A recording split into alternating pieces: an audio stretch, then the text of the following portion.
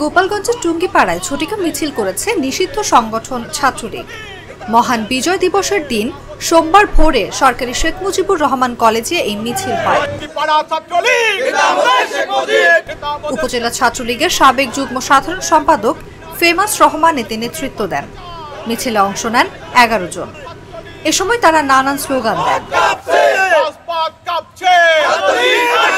পরে কলেজ প্রাঙ্গণে অবস্থিত বঙ্গবন্ধু শেখ মুজিবুর রহমানের প্রতিকৃতিতে পুষ্পস্তবক অর্পণ করেন নেতাকর্মীরা।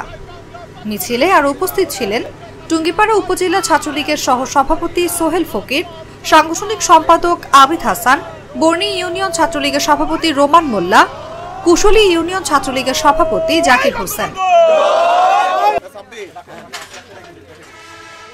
সময় নেন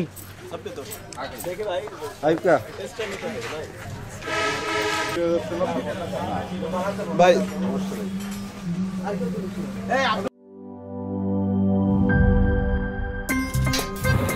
আমার একটা স্মার্ট সিদ্ধান্তে 25% গ্যাসের খরচ কমেছে। ভাবছেন কিভাবে? সাধারণ গ্যাস স্টোভ বদলে আমি এনেছি আরএফএল গ্যাস স্টোভ। এর সাইন্টিফিক নজল ও ব্রাস বার্নার ক্যাপ সমানভাবে তাপ ছড়িয়ে রান্না করে দ্রুত। তাই গ্যাসও বাঁচায় 25%, টাকাও বাঁচে 25%। আরএফএল গ্যাস স্টোভ নিরাপদ ও গ্যাস সাশ্রয়ী।